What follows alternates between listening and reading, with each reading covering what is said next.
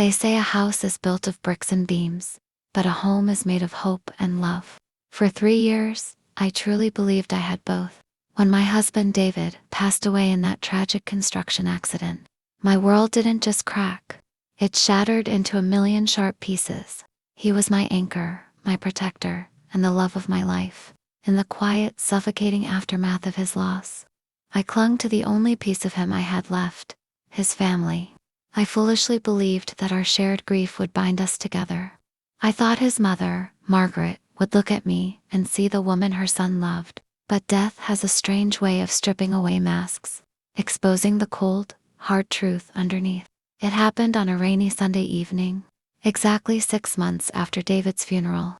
Margaret had called a mandatory family meeting at her large, pristine suburban home. When I arrived, the atmosphere in the living room was heavy, almost clinical. David's siblings, Sarah and Michael, were already seated, staring intently at their laps. No one looked up to greet me. No one offered a comforting smile.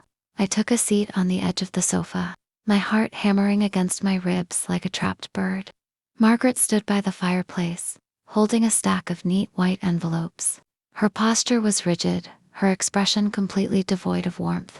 She didn't offer me tea. She didn't ask how I was coping with the grief that was still swallowing me whole. Instead, she cleared her throat, a sound that cut through the silence like a knife.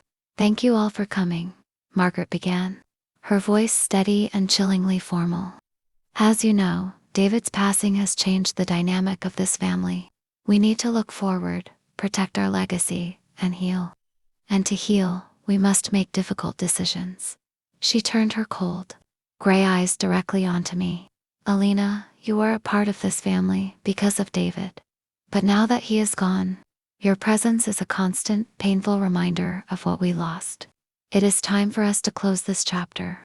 I sat frozen, the breath completely trapped in my throat.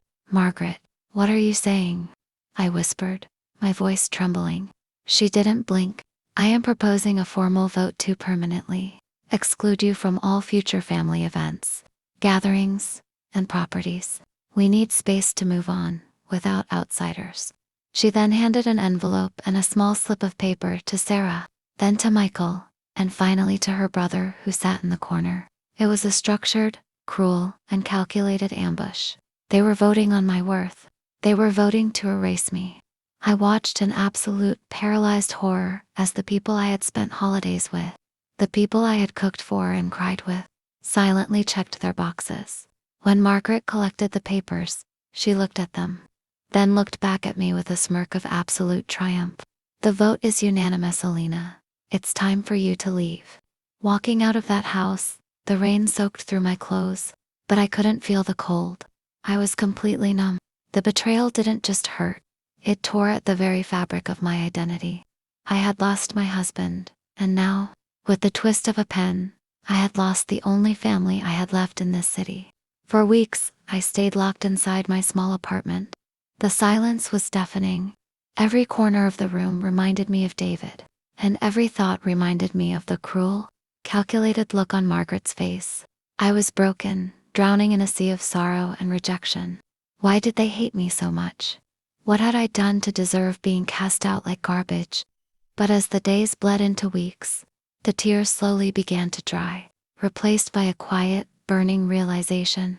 Margaret hadn't excluded me just because of grief. It was too organized, too aggressive. There was a desperate urgency in the way she wanted me gone. That was when I decided to go through David's old study. It was a painful process, opening boxes of his notes, his old blueprints, and his personal laptop. I was looking for a connection to him, but instead, I found a digital folder hidden deep within his archived work files, labeled simply with a string of random numbers. When I opened it, my heart stopped. David was a meticulous structural engineer. He hadn't just died in a random construction accident. He had been investigating a major structural fraud. The company managing the collapsed site belonged to Margaret's brother, Michael's father-in-law, and Margaret herself was a primary silent investor. David had discovered that they were using substandard materials to skim millions from the budget.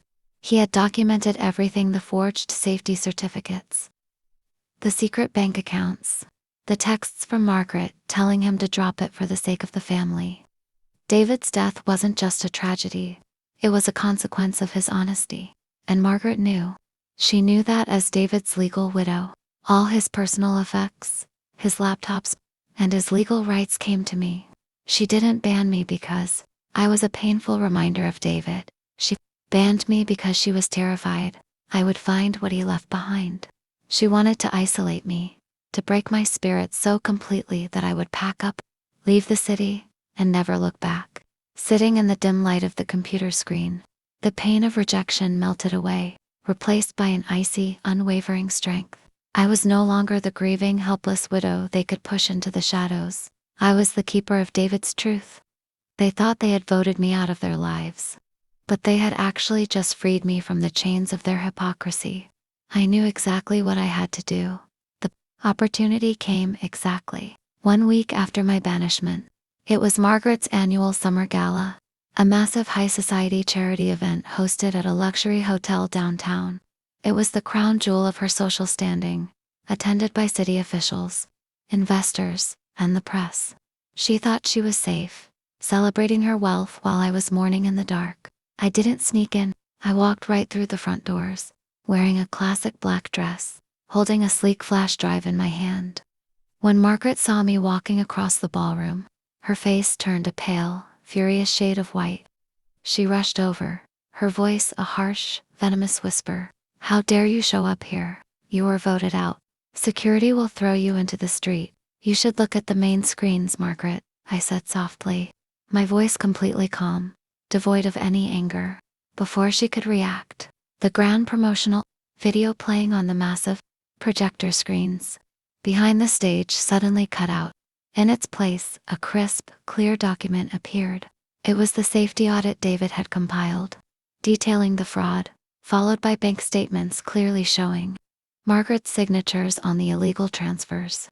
Then, David's voice from a memo he had saved through the high-end audio system of the ballroom. "If anything happens to me, the truth about the foundation fraud is right here." The ballroom fell into a deathly, suffocating silence. Hundreds of pairs of eyes turned from the screens directly to Margaret. The color completely drained from her face. She looked as though she had aged 20 years in a single second. Her brother tried to slip out the back door, but he was met by 3 police officers I had contacted earlier that afternoon. Handing over the physical copies of the evidence, Sarah and Michael stood frozen, watching their mother's empire crumble to dust in a matter of moments. Margaret reached out to me, her hands shaking, her voice cracking. "Alina, please, we are family." I looked at her, feeling no hatred, no anger, only a profound sense of pity. "You voted me out, remember?" I said quietly. "You told me it was time to close the chapter." As the authorities escorted Margaret and her associates out of the gala, under the flashing lights of the press cameras, I walked out into the cool night air.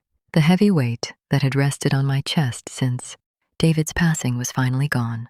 I hadn't just exposed a criminal web. I had restored the honor of the man I loved. True justice isn't about hurting those who hurt you. It is about standing unbowed in the light of the truth. They tried to banish me into the dark, but in doing so, they only forced me to find my own light. As I drove away from the chaos, leaving their shattered legacy behind, I finally found the one thing they could never take from me, my peace.